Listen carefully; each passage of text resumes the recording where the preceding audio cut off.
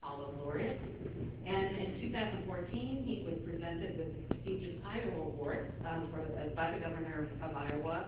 And this award represents the state's highest citizenship award, and it's presented once every few years. And the other recipients of the award include some pretty incredible people like our producer, of course, Norman Borlaug and George Washington Carver. So congratulations on that. And as a former U.S. ambassador to the Kingdom of Cambodia, Ambassador Quinn rose to become one of our most decorated foreign service officers of his generation, and recognized for an extraordinary number of awards for his services. So thank you, and we invite you to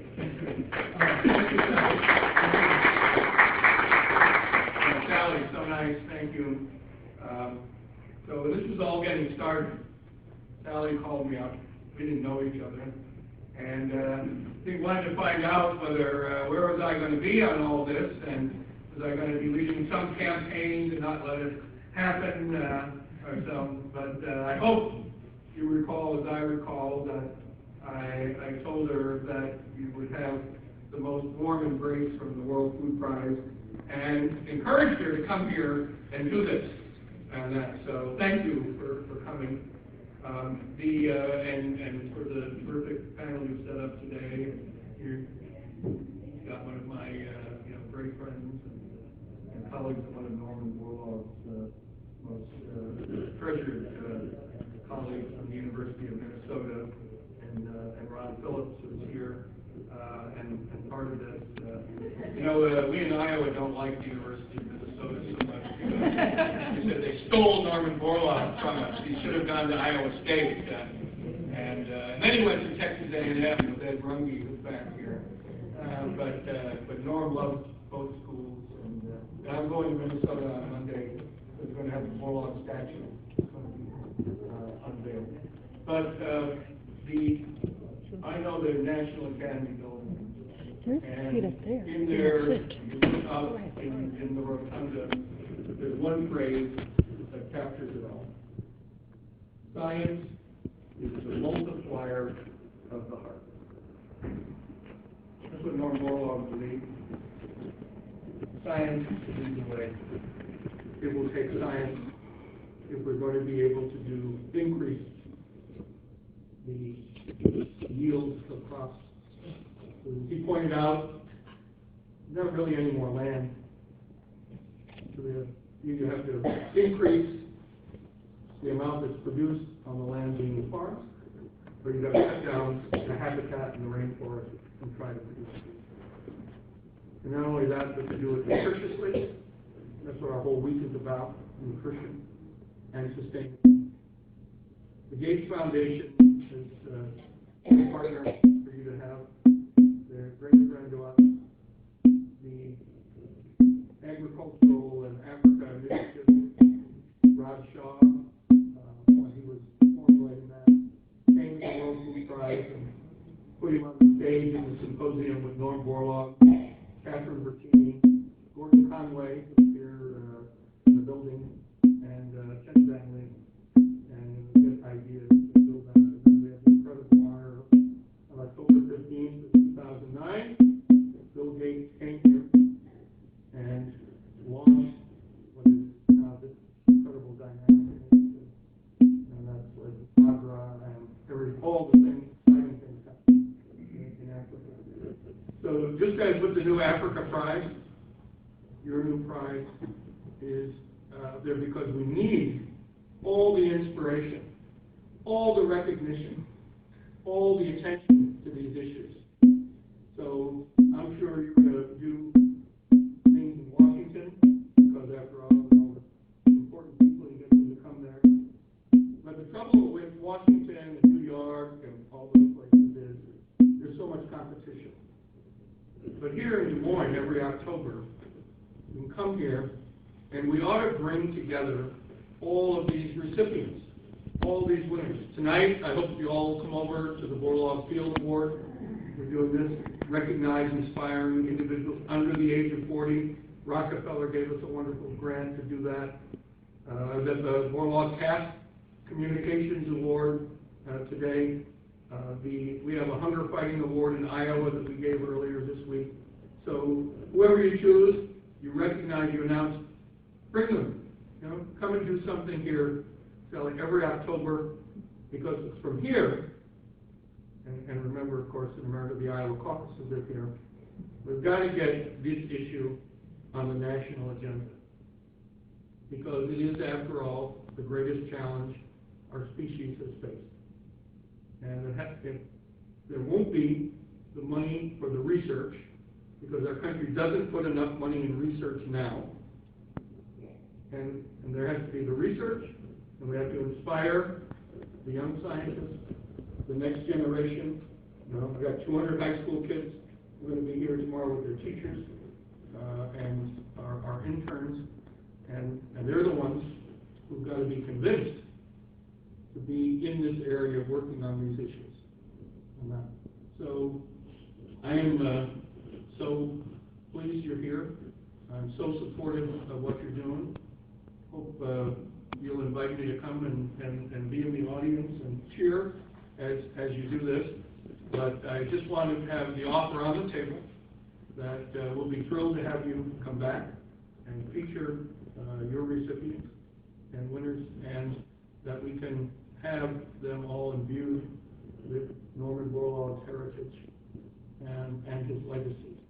And you can see it more clearly in Des Moines sometimes than you can in places New York and Washington and Paris and London, and sometimes even in places like Nairobi, where I just was. So that's what Iowa's good for, and lots of things. Maybe you lose your job just in one quip or so. So don't anybody tweet that. But anyway, thanks for having me here. Have a wonderful program. I look forward to seeing you during the week. All right.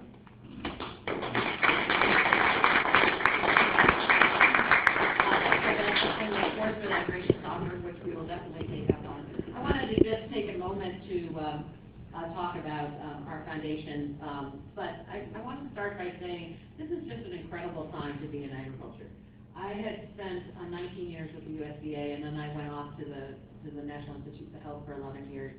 And when I came back to the USDA, not only was I thrilled and excited about how much agriculture sciences had progressed, and really the cutting edge and sophisticated science that was going on, but just the enthusiasm now about agriculture and about in every aspect of our lives, and the idea and the momentum that's behind right now our goals of feeding the world and really inspiring people to take on issues of agriculture. So it is a great time to be in agriculture, and I think the establishment of this award demonstrates that. Our foundation, I don't want to spend too much time, but we were created in 2014 in the Farm Bill, and we are 501c3, developed to catalyze public-private partnerships and to also advance the mission of the USDA. So we really are about these public-private partnerships and looking for that innovation. We're looking for big, bold ideas that are really going to transform the world in which we live. And so if you have big and bold ideas, come forward with us, because we are going to be looking for those great ideas. We're governed by a board of directors. We have a member of our board of directors who you're going to hear from, Ms. Pam Johnson, in just a few moments. And as I said, we are a nonprofit. But that partnership is really what we're all about. So we are not only aspire to have partnerships, but we're required to have partnerships, because in order for us to spend our funding, we have to have a non-federal match. And so we're delighted that in the establishment of this award that we were able to work and have close partnership with Bill and Melinda Gates Foundation, which has really exemplified the kind of partnership that we want going forward.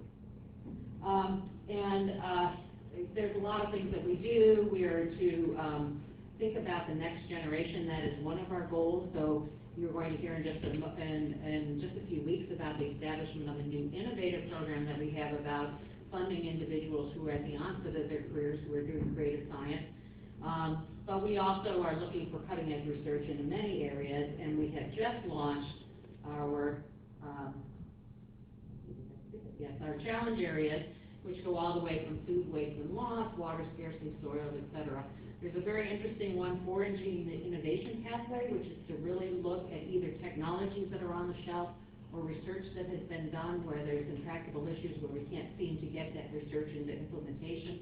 So we're looking for innovation in all 7 of these areas. So we're looking forward to launching these challenge areas. So inspiring the next generation is really what this is about. And when we see the prestige that the National Academy brings to those that receive this award, that is one way of inspiring the next generation. But it's really about the work, right? I mean, we are seeing incredible work that is having impact almost immediately. One of the great advantages of working in agriculture is that no matter where you are in the continuum of very basic science or applied science, you can see that translation almost immediately. So we want to build this cadre of great scientists who can do both the basic and applied and transformational and translational kinds of research that are going to make a difference in our lives. So the prize was, as we said, this is the first at the National Academy for Food and Agricultural Sciences.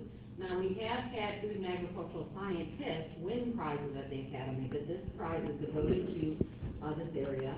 It's an award of $100,000 that has been created through an endowment that William Gates set up together.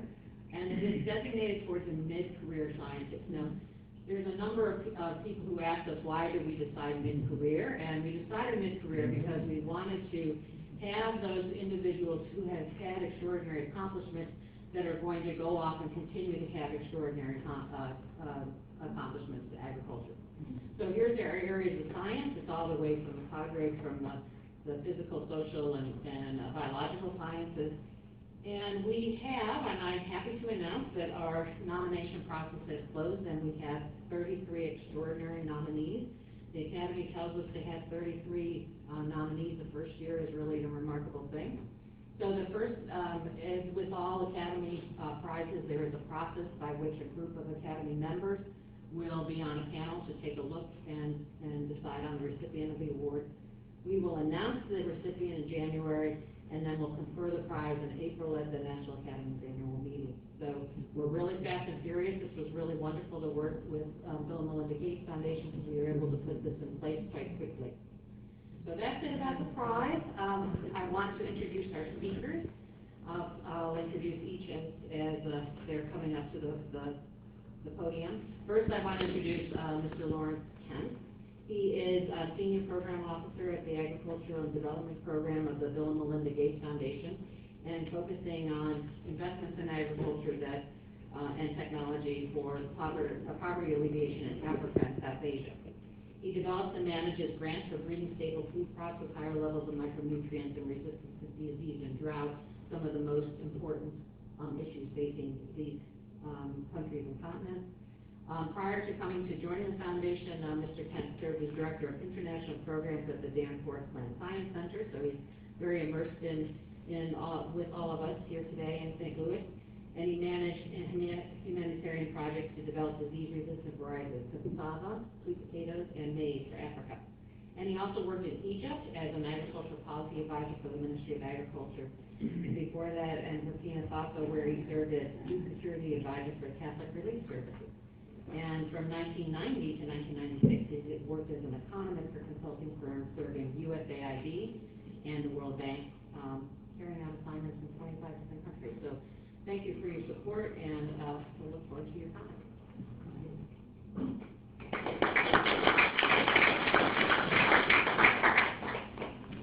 And thanks, Sally, and thanks everyone for coming. The Gates Foundation's philanthropy is based on the belief that every person deserves a chance to live a healthy and productive life. And our co-chairs believe very strongly in the power of science, innovation, and technology to help achieve that vision. And that's the reason why the Gates Foundation has been investing a lot over the last 15 years or so in research, in particular. In research in health, particularly focusing on the diseases that kill the most people globally. Diseases like tuberculosis, HIV/AIDS, malaria, and others. It's also the reason that our foundation has invested a lot in research in issues like sanitation and nutrition, financial services to the poor, and of course agriculture. And we began our investment in agriculture about 10 or 11 years ago, so we're still relatively new on the scene. Bill and Melinda became very much convinced that agriculture is critical. Why? Simply because the poorest people in the world, mostly in Africa and South Asia, depend for their livelihoods on agriculture. And they need to improve their agricultural productivity to sustainably lift themselves up from poverty. And so it's with that understanding that we created our agricultural program, and we've invested sort of across the value chain, but always given a special focus on R&D. And that really comes from the convictions and the guidance from our co-chairs. Our R&D portfolio can be described as balanced. I'd say risk balanced. Maybe we could put it into three major categories. First one is finish and deliver.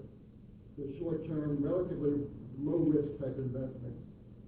For example, we've invested in screening new and safer herbicides for use in cassava farming in Nigeria. And that's something you can almost take off the shelf and get into Nigerian cassava farmers' fields, within a few years, maybe 3, 4, 5 years. So that's one category. A second category is sort of the medium-term type stuff. Sometimes we refer to it as blocking and tackling. This is the kind of investments that we know, with enough money and time, are almost certain to reach their goals. I think Harvest Plus, biofortification falls into that category. Something we've been invested in for a dozen years or so. It takes time to do that breeding work to eventually get to those high zinc varieties of rice or the vitamin A cassava varieties that meet local conditions. That's sort of the medium-term type category. That may be either, for example, back-crossing BT, a gene for insect resistance, into African hybrid maize varieties. Might fall into that category. Not something you can do like that, but something that if you do well, has a very good chance of succeeding. And then the third category is discovery. Sometimes referred to as sort of blue sky or Apollo projects. These are the big risk, big reward type projects. And they're part of our investment portfolio as well. And I think that's the part of our portfolio that relates most directly to this prize, which is about trying to reward, celebrate, and incentivize scientists to take on those big problems, those big challenges, and try to make some step change breakthroughs. And that's why we're happy to be working in partnership with the Foundation for Agricultural Research and the National Academy of Sciences to support and endow this prize. Now, the National Academy has run prizes like this, I think, for over 30 different academic and scientific fields. But until recently, it didn't really include agricultural discovery. And we're very proud to have changed that now and to make sure that agricultural discovery takes its rightful place as such an important field for scientific research and such an important area where we want to encourage young scientists and mid-level scientists to take on these big challenges that affect so many people's lives around the world and help make breakthroughs through great science. So let's just maybe sum up by saying that we're hopeful that the prize will incentivize new big breakthroughs that will help farmers improve their productivity, improve their nutrition, mitigate risks, and improve their lives in the poorest parts of the world. So thank you very much for allowing me to be part of this.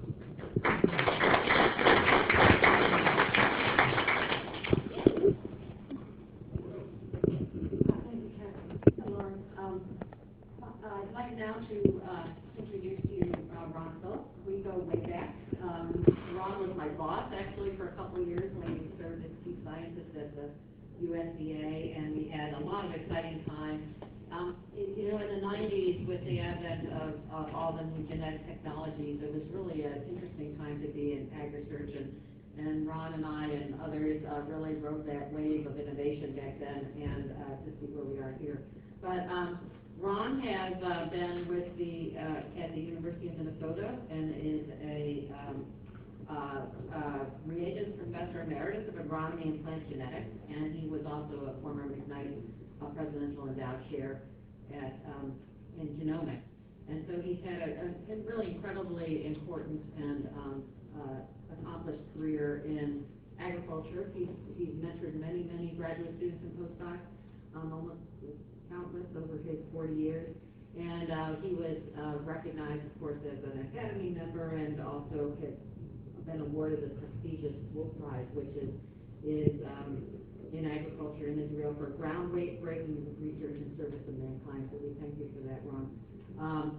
He's really thought a lot about coupling plant genetics together and molecular biology to understand basic science. And as I said, our ability to create a very vigorous and strong knowledge base in agriculture is really going to be important for the discoveries of the future.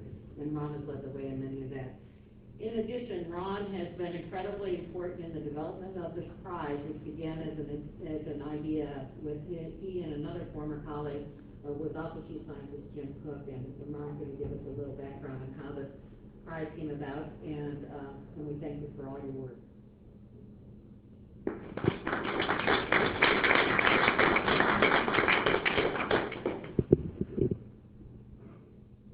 Thank you, Sally. I thought she was my boss. You learn something every day. It's really a pleasure to be able to bring to you the information as to the background of the prize and the reality of the prize now because of the Gates Foundation and that they are. To give you a little background, a couple years ago, Bill and Melinda Gates was given the Public Welfare Medal by the National Academy, the highest award we give to people.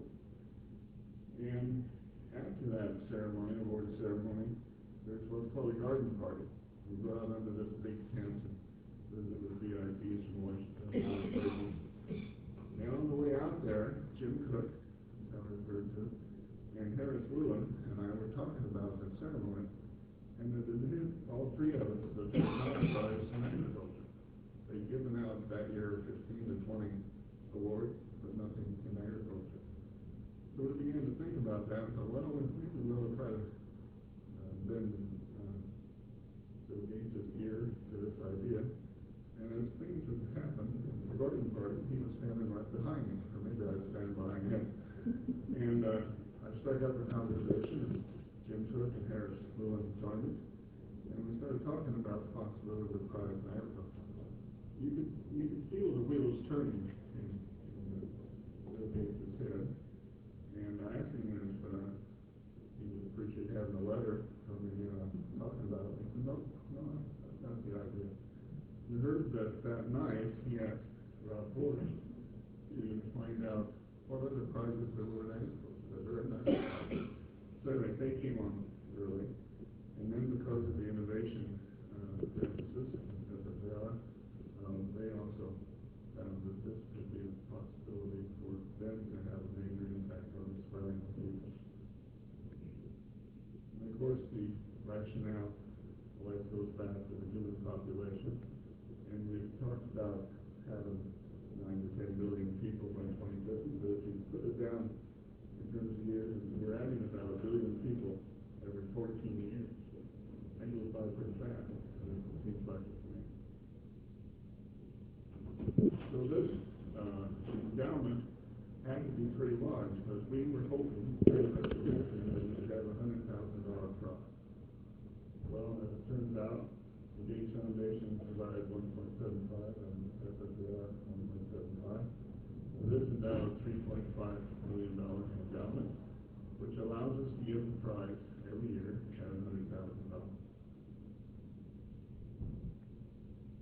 So we talked about kind of scientists and the age of scientists and so on, and came up with the idea that the awardee should have been out of the PhD for about 20 years.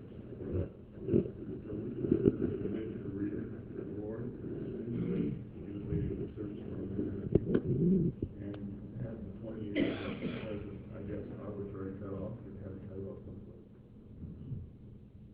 And so we wanted this to help us understand the biology of a species fundamentally important to agriculture or food production itself, or the major contribution to agriculture. The areas of science, what Sally had listed too, includes about everything you can think of in agriculture. In fact, if you have some areas that wouldn't fit in one of these, let us know. But anyway, the casting that pretty widely in terms of discipline. We just had the deadline of October 3rd, 2016. So I assume the deadline for next year will be roughly the same. We had, like I said, 33 applications. It was a short notice because of the way it was developed. But next year people will have more time to write applications.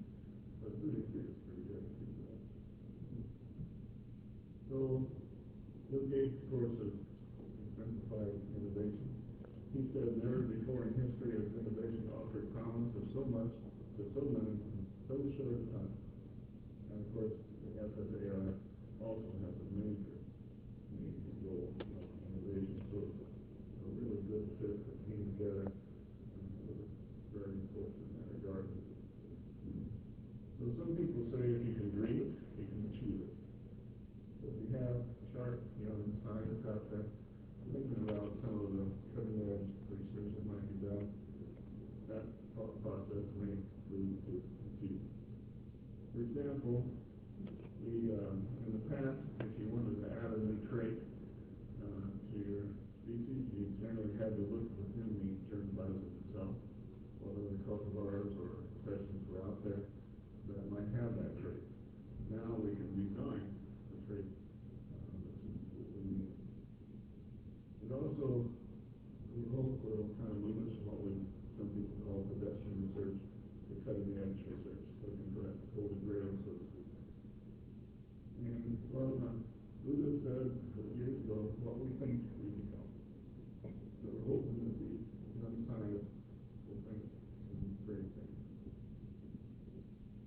We categorize the effects as kind of pre-pride effect and post-pride.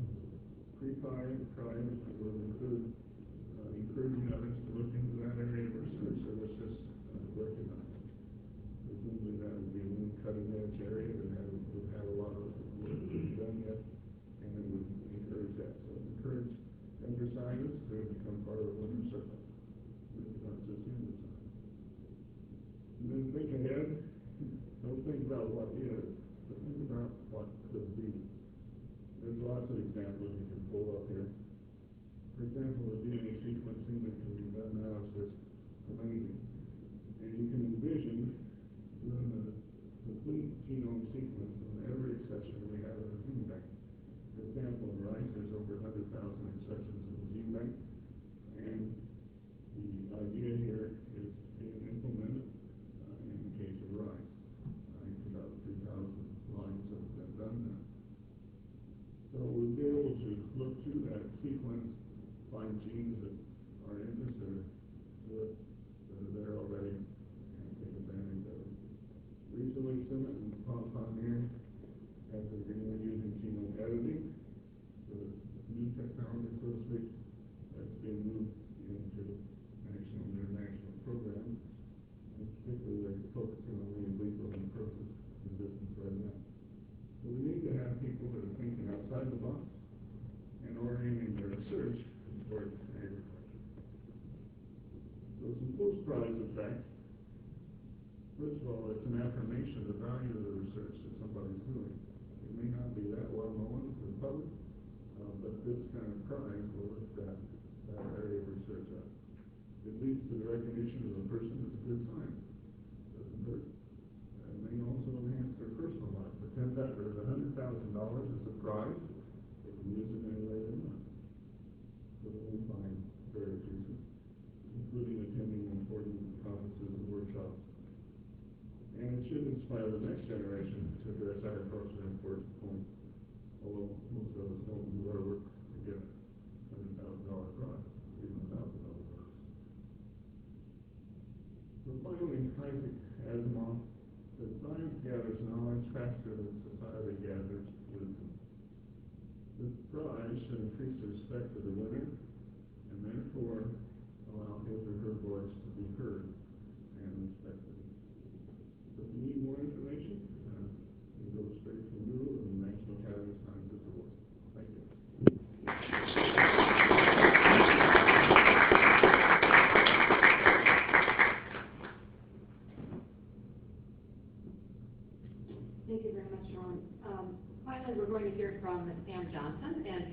is an inaugural member of our board of directors for FAR, and current secretary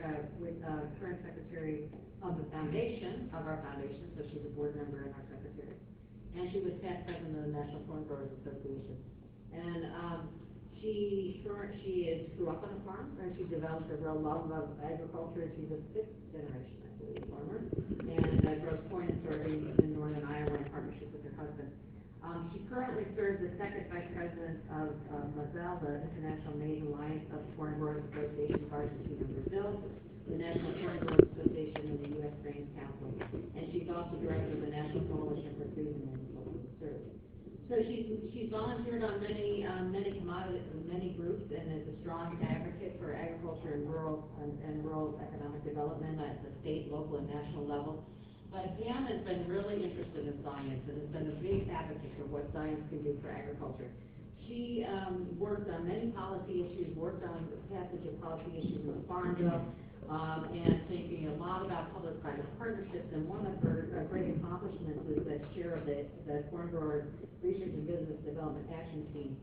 She worked with the USDA and NSF on the development of the corn genome mapping and getting improved traits into corn. So we really appreciate the perspective that Pam's going to bring on what this award can mean to practical agriculture. Thank you.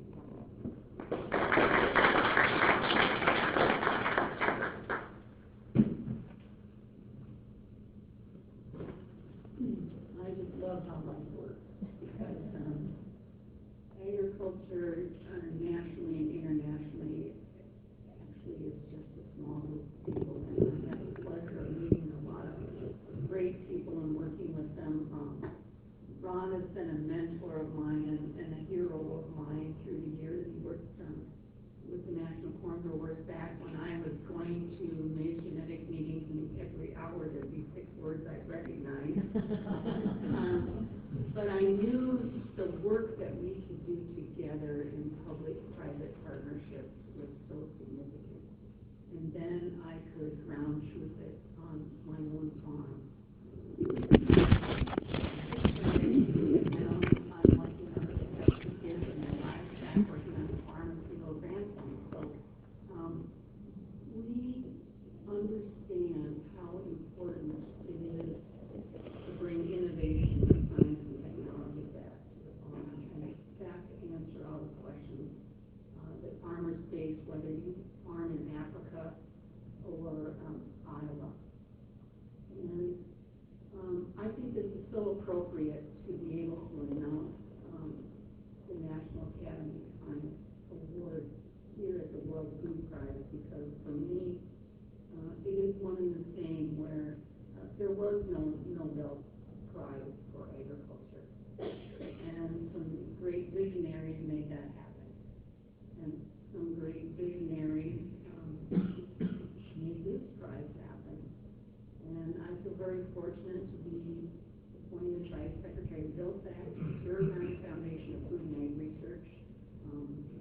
I'm trained as a nurse. I was going to leave the farm and ended up coming back and giving up my nursing career in farming full time. And so important for me to be able to do work that's meaningful, that truly makes a difference, and to be able to rub shoulders and come to meetings like this, and serve on the board of the Foundation for Food and Ag Research, and see what the potential is, and gather some of the best and brightest minds from around the U.S. and the world to address the problem, so that we can feed those 9.7 billion people by 2050.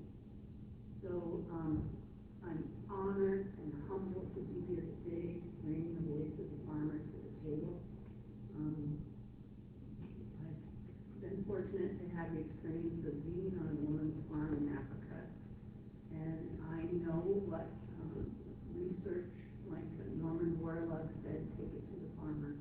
You know, I can ground truth it on my farm, but to see that ground truth being done on a farm of a smallholder woman in Africa who, once she gets that trait put into a BT trait, put into that native corn, and saw those years corn and saw it's different.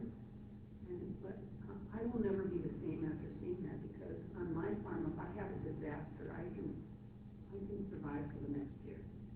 Not growing their crops, not having access to research and innovation on this one farm meant that her children would not have enough food to eat. And so I'm happy to be here today, happy to be a part of this, really looking forward to the announcement of who this winner is.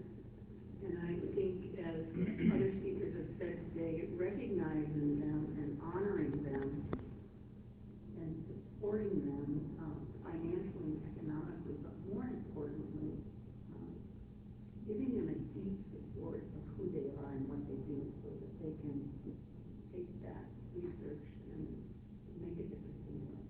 So, thank you very much for coming. I hope you can come and celebrate with us in Washington, D.C. when we announce the prize.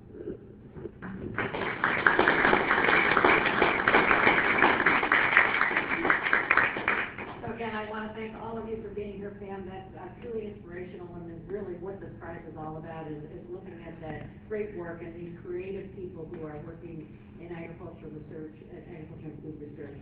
So we invite you to stay around, join us. We, as Pam suggested, we are looking very forward to the announcement of the prize. In January, we will take Ambassador Quinn's offer up to have the recipient here at the World Food Prize next year, and we will celebrate the conferring of the prize in April. So thank you again for all your support, and we look forward to the future.